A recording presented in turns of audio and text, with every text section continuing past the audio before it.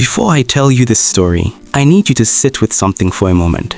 I need you to think about a girl you know. Maybe she reminds you of your daughter, your sister, your neighbor, maybe yourself. A girl who was told from the day she was born that she was enough, that God had made her exactly the way she was supposed to be, and then the world got to her. And the world is very, very good at getting to girls like that. Pearl was 21 years old when she died. 21. Some of you listening to me right now, you are older than she ever got to be. And she did not die in an accident. She did not die from illness. She died chasing something that was never real. She died trying to become someone she was never meant to be.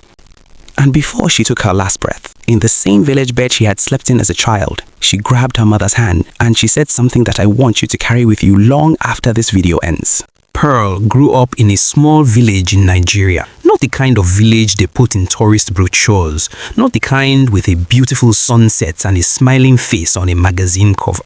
Just a real place. Dust and rain. Familiar faces. A church on Sunday. A mother who braided your hair before school and a father who always smelled like hard work and honest living. And in that simple place, they raised a girl who was, in every natural sense of the word, beautiful. Pearl was slim, natural, warm-eyed and soft-spoken. She had her mother's cheekbones and her father's stubbornness and a laugh that could fill a room without trying. Her parents saw her and they saw something precious. They told her again and again and again, "Pearl, you are perfect just the way you are." If only she had believed them. The problem was the phone. A second-hand Android with a cracked screen that connected her to a world she had never seen in person. Instagram and TikTok, girls with hourglass figures and glowing skin, and lives that looked like they had been designed by someone who wanted you to feel small. Pearl would scroll at night, long after her parents were asleep, and she would look at those images and then look at herself, and something quiet and dangerous began to grow inside her. She would look at herself, and something quiet and dangerous began to grow inside her, wanting. Just deep, aching wanting. When she earned admission to the University of Lagos, the entire village celebrated. Her mother cried. Her father pressed money into her palm that he had clearly been saving for months. He told her, "Focus on your studies and don't follow bad friends." He said it like a prayer. He had no idea how much she would need that prayer. Lagos does not ease you in. Lagos hits you, the noise, the speed, the way everyone around you seems to already know a secret you haven't been told. Pearl arrived on a hot Tuesday morning with one bag and a heart full of plans. And within her first week, she felt it small, plain, out of place. The girls on campus were different from anyone she had grown up with. Pressed wigs, designer bags, clothes that looked like they cost more than her parents made in a month. They moved through the university like they owned it, because in a way, they did. They were called the Campus Queens. That was their actual name, the Campus Queens.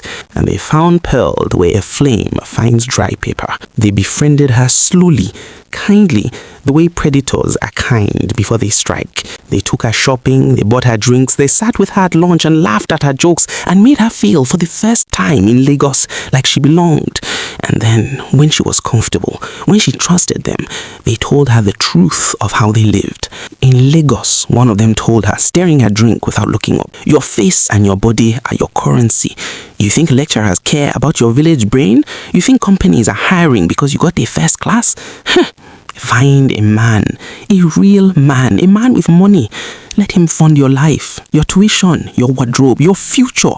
Pearl sat there and she listened. God help her. She listened. Chief Obi was 53 years old and very, very good at spotting girls who wanted to be seen. He was introduced to Pearl through the Campus Queens, a dinner at a restaurant she had never been able to afford, a man in an agbada whose gold watch cost more than everything she had ever owned combined. He paid attention to her. He smiled at her. He said her name like it was worth something. And Pearl, lonely, hungry for validation, seduced by the lights, she let herself fall into it. He gave her a luxury apartment, a monthly allowance, clothes, a phone that didn't have a cracked screen. She became a different person, or she tried to. She changed her clothes, changed her hair, changed the way she walked. She stopped calling home as often, because the voice of her mother asking, "How are your studies, Pearl?" had started to feel like a judgment. She lied on those calls, easily, smoothly. like someone who had been practicing. But Chief Obi was not satisfied. He was never truly satisfied. One evening over dinner, he looked at her the way a buyer looks at something he is considering improving. "You would look better," he said carefully, "with a little more shape." He meant a BBL, a Brazilian butt lift, a surgical procedure in Turkey that he would pay for. He said it like a suggestion, like a kindness. "I want you to look like the women I see online, the ones with the real figures. You are beautiful, Pearl, but you could be more beautiful." And Pearl, this girl whose father had pressed money into her palm and told her she was enough. She looked at Chief Obi. She looked at the apartment he had given her, the life he had given her, the followers she had gained, and she said yes. God forgive her. She said yes. The surgery happened in a clinic in Istanbul. Clinics like that exist in every city in the world now, promising transformations, taking money from girls who are running from themselves. The surgery happened in a clinic in Istanbul. Clinics like that exist in every city in the world now, promising transformations, taking money from girls who are running from themselves. Pearl posted the whole journey on social media. The flight, the hotel, the clinic, the robe she wore the morning of the procedure. Comments poured in, thousands of them. "Slay queen, body goals, finally living your best life." When she returned, when the swelling settled enough for the world to see the new shape of her, her followers surged past 100,000. 100,000 people pressing a little heart on a screen. And Pearl looked at that number and felt like she had finally arrived. Like all those years of being told she was enough had been wrong, and now finally she truly was. Except the pain didn't go away. She told herself it was healing, normal recovery, the price of beauty. She took the photos, she attended the parties, she smiled for Chief Obi and for the camera and for the 100,000 people who never asked how she really felt. And at night, alone in that luxury apartment, she pressed her hands against the parts of her body that ached, and she told herself it would pass. It did not pass. Drop a comment below. Whose side are you on? I read every single one. Months later, the infection came. It did not announce itself dramatically.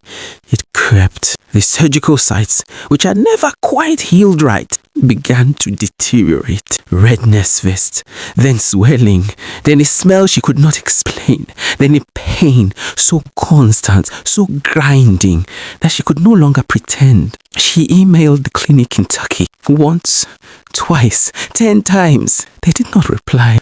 And then Chief Obi noticed. He noticed the way men notice things that no longer serve them. Pearl was too sick for parties now, too sick for the appearance of glamour. She was just a sick girl in his apartment, costing him money and offering nothing in return. So he stopped sending money, and then he stopped visiting. And then, like smoke, he simply disappeared. The campus queens went too. Of course they did. There are no campus queens around a girl who can no longer keep up. There's no loyalty in a friendship built on lifestyle. One by one, the messages slowed. The calls stopped. The invitations never came. Pearl lay alone in that apartment, facing eviction, her body rotting from the inside, her phone full of 100,000 strangers who had once cheered for her and now did not even know she was dying. Alone, completely, utterly alone. There comes a moment in every story like this when the person who has been running finally stops running. Not because they want to, but because they have nowhere left to go. Pearl picked up her phone. Her hands were trembling. She found her mother's name in the contacts. She had not called in weeks. She pressed call. Mama, that was all she managed before she broke. Right there, in that empty apartment that had once felt like a palace, she told her mother everything. The man, the money, the surgery, the clinic, the infection that would not heal. Everything she had hidden, everything she had lied about. She poured it all out like water from a broken jar. Her parents did not argue, they did not lecture. They packed a bag and they came. What they found when they walked through that apartment door, their daughter, thin and pale and hollowed out, her body carrying wounds that should have been treated months ago, broke something in them that no parent should ever have broken. Her father could not look at her for a long moment. Her mother pressed her to her chest and wept silently, the kind of crying that makes no sound. They took her to hospitals, multiple hospitals, private ones, public ones, anywhere a doctor could look at her and say, "We can fix this." The infection had gone too deep. It had been left too long. Emotionally, the body, Pearl's young, once healthy, always enough body, was losing the fight that it should never have had to fight at all. She spent her last days in her childhood bed, the same bed she had slept in as a little girl, the same walls she had stared at while dreaming of Lagos, the same window that looked out at the village she had once been desperate to escape. And now she lay there, 21 years old, her body giving out, her parents on either side of her, and she was finally still. She talked in those final days. She talked to her mother about everything. About the scroll sessions at night, about the way Instagram had made her feel invisible, about the first time Zainab from the Campus Queens had looked at her and said, with that slow, satisfied smile, "You could be so much more," about how much she had wanted to believe that, about how much she wished she had believed her father instead. One evening, near the end, she found a moment of clarity. She held her mother's hand. This woman who had braided her hair and fed her and told her she was enough, and she looked at her with eyes that were tired but clear. "Mama," she said, tell the other girls, tell them that their bodies are enough, that they are enough. Tell them that no man who truly loves you will ask you to cut yourself open to be worthy of him. Tell them that the likes, the followers, the comments, none of it will come and hold your hand when you are dying. None of it. But you came, Mama. You always come. Pearl died at 21 years old, in the village where she had been born, in the bed where she had grown up, surrounded by people who had loved her, not for her body, not for her followers, not for her transformation, but for her, just her. Exactly the way she was. There is something happening right now in every city, on every campus, in every comment section that we are not talking about loudly enough. We are telling our girls that they are not enough. Not loudly, not all at once, quiet, in filters, in follower counts, in the gap between who they are and who they see online. And girls like Pearl, bright, beautiful, wanting to be loved girls are paying for that lie with their lives. Pearl's body was never the problem. The problem was a world that convinced her it was. The problem was a man who profited from her insecurity. Friends who called themselves queens while destroying a girl who deserved better. A clinic that took her money and then ignored her emails while she was dying. And yet, even in her last days, Pearl was not angry. She was heartbroken, yes. She was in pain, yes. But more than anything, she was sorry. Sorry she had not listened to the people who loved her most. Sorry she had let someone else define what her life was worth. To every young woman watching this or hearing about it from someone who cares about you enough to share it, your natural body is not a problem to be solved. Your face without filters is not a face that needs fixing. The person you were born as before the world got to you is enough, more than enough. No amount of temporary attention is worth your life. No man who asks you to change your body to deserve his love is a man worth keeping. And no number of followers, no count of hearts on his screen will ever replace the people who come and hold your hand when everything else falls away. Pearl taught us that with the last strength she had. If this story moved you, share it with someone who needs to hear it. And I'll see you in the next tale. Subscribe to Tales by RM, stories that will stay with you long after the screen goes dark.